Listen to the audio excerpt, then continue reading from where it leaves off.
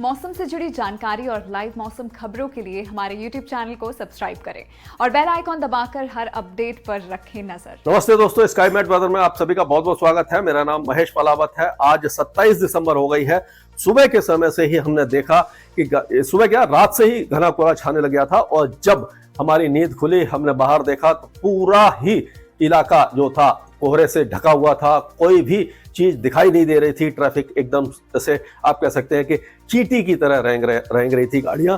और जो flight delay देखने को मिली, ट्रेन्स भी डिले हो गई, कैंसिल हो गई, फ्लाइट कैंसिल हो गई। तो इतना ज्यादा घना कोहरा आप देखिए, ये गंगा के मैदानी क्षेत्रों में लाहौर और पाकिस्तान से लेकर के ये पूरा आपका पंजाब है, उत्तर पश्चिमी राजस्थान है, हरियाणा है, दिल्ली है और उत्तर प्रदेश के कई इलाके इसकी जद में आ गए। तो ये घना कोहरा अगले 2 दिनों तक छाए रहने की उम्मीद है। हालांकि इंटेंसिटी धीरे धीरे कम हो जाएगी। और पिछले वीडियो में मैंने आपको बताया कि कोहरा क्यों छाता है। लो टेम्परेचर, हाई ह्यूमिडिटी और लाइट विंड्स, ये इस 3 इंग्रेडिएंट हैं जो बहुत ज्यादा जरूरी है कोहरे के लिए। वो सारे मौजूद थे। वेस्टर्न डिस्टर्बेंस के कारण नमी बढ़ी, तापमान कम हुए और हवाएं कमजोर हुई, जिससे कि जो क्या होता है कि जब ओवरनाइट कूलिंग होती है तो जो धरती का सरफेस होता है वो बहुत जल्दी ठंडा हो जाता है। और जब ठंडा हो जाता है और नमी बड़ी होती है तो हवा, जब जो हवा होती है धरती से लगी हुई, यानी कि बिल्कुल नीचे स्तर पर जो हवा होती है उसमें जो नमी होती है वो कंडेंस हो जाती है और बादल बन जाता है। तो जो बादल यानी cloud resting on ground is fog, यानी कि बादल जब जमीन पर ही बन जाए तो उसको कोहरा कहते हैं। वैसे क्या बादल कैसे बनता है आपको मैंने बताया था पहले कि जब हवा थोड़ी सी गर्म होती है, ऊपर उठती है तो धीरे धीरे ठंडी होती है। जब ओशांक आ जाता है, ड्यू पॉइंट टेम्परेचर रह जाता है, तो उसमें जो नमी है वो कंडेंस होकर के बादल बनाती है जो आसमान में हमें दिखाई देते हैं। लेकिन वही स्थिति जब जमीन पर होती है तो उसको फॉग कहते हैं।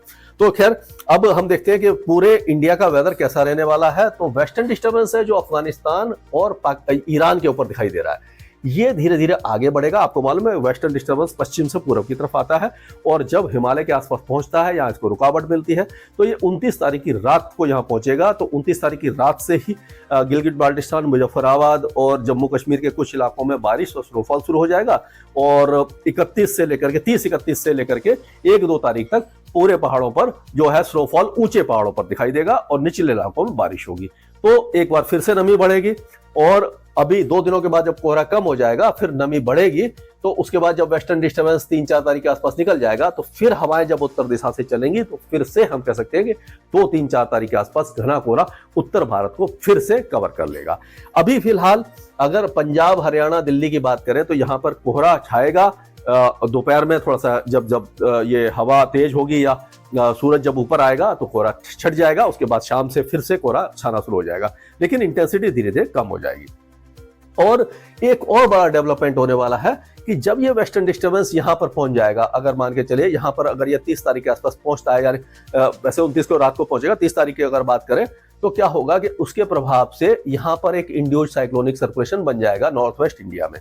और हवाएं जो है वो यहाँ से भी आ रही होंगी, यानी कि नमी वाली हवाएं ये बंगाल की खाड़ी से भी आ रही होंगी। तो इस इलाके में यानी कि पूर्वी राजस्थान और मध्य प्रदेश के साथ साथ दक्षिण पश्चिमी उत्तर प्रदेश में 30-31 तारीख के आसपास या 31 और 1 के आसपास जो बादल छाए जाएंगे और बारिश की संभावना बन रही है।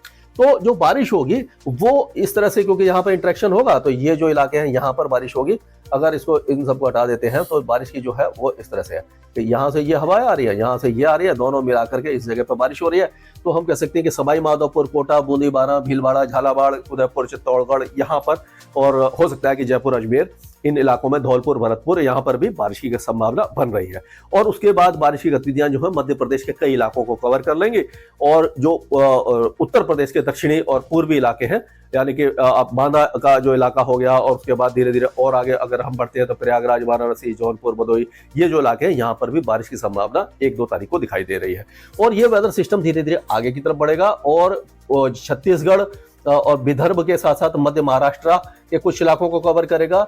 छत्तीसगढ़, उड़ीसा, बिहार, झारखंड, इन इलाकों में भी जो 3-4 तारीख के आसपास बारिश होने की संभावना नजर है। यानी कि जो बारिश की गतिविधियां हैं वो ये पश्चिम से पूर्व की तरफ धीरे धीरे आगे की तरफ बढ़ती रहेंगी। तो इस तरह का वेदर हमें जनवरी के पहले सप्ताह में दिखाई दे रहा है। तो क्या होगा कि नमी बढ़ेगी, फिर कोहरा छाएगा, और कोहरा छाएगा तो दिन में भी तापमान गिरेंगे, और जब दिन में तापमान गिरेंगे तो कड़ाके की सर्दी का एहसास हमें हो जाएगा। तो कह सकते हैं कि अभी तक जो सर्दी हमसे दूर थी, अभी तक ऐसा है कड़ाके की सर्दी जो पड़ती है, सुबह शाम तो सर्दी पड़ रही थी, दिन में बहुत ज्यादा ठंड नहीं थी, ठंडी हवाएं चल रही थी, लेकिन जो ठिठुरन भरी सर्दी वो दिखाई नहीं दे रही थी।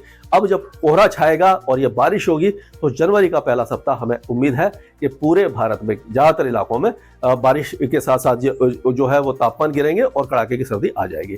और मुंबई वगैरह में बारिश नहीं है, लेकिन अगले 3-4 दिनों तक, क्योंकि ये देखिए हवाएं यहाँ से अंदर से आ रही हैं, अगर ये उत्तरी हवाएं होती तो तापमान गिराती, तो अगले 3-4 दिनों तक मुंबई में तापमान जो है सामान्य से ऊपर रहेंगे और वही हाल आपका महाराष्ट्र के ज्यादातर इलाकों का रहेगा जब तक बारिश नहीं होगी। अगले 3-4 दिनों की बात कर रहा हूँ। गुजरात वगैरह शुष्क रहेंगे। और अगर दक्षिण भारत की हम बात करते हैं तो तमिलनाडु में ये जो नॉर्थ ईस्टर्ली विंड है वो अब धीरे धीरे स्ट्रांग हो रही है, काफी ज्यादा अच्छी हो रही है। यहाँ पर एक तरह से इंटरेक्शन हो रहा है विंड्स का, और जो कोस्टल तमिलनाडु है यहाँ पर अब बारिश की गतिविधियां धीरे धीरे बढ़ेंगी और 30, 31 और 1 तारीख को जो है मूसलाधार बारिश कई इलाकों में देखने को मिल सकती है। केरल के दक्षिणी इलाकों में बारिश होगी। तेलंगाना, आंध्र प्रदेश और कर्नाटक ये इलाके शुष्क रहेंगे। अंडमान और निकोबार द्वीप समूह और लक्षद्वीप यहाँ पर भी मौसम साफ बना रहेगा, बादल छाएंगे लेकिन बारिश की संभावना नहीं है। अगर उत्तर पूर्वी भारत की बात करें तो ये ट्रफ आप देख रहे हैं और ये हवाएं थोड़ी सी जा रही हैं, तो छुटपुट बारिश की गतिविधियां पूर्वी असम, अरुणाचल प्रदेश, नागालैंड, मणिपुर, मिजोरम और त्रिपुरा में छुटपुट बारिश की गतिविधियां ही देखने को मिलेगी। ये है अभी तक का वेदर अपडेट। इसके आगे जो भी अपडेट होगा मैं लगातार अपडेट दूंगा स्काईमेट वेदर में। अभी के लिए मौसम से जुड़ी जानकारी और लाइव मौसम खबरों के लिए हमारे YouTube चैनल को सब्सक्राइब करें और बेल आइकॉन दबाकर हर अपडेट पर रखें नजर।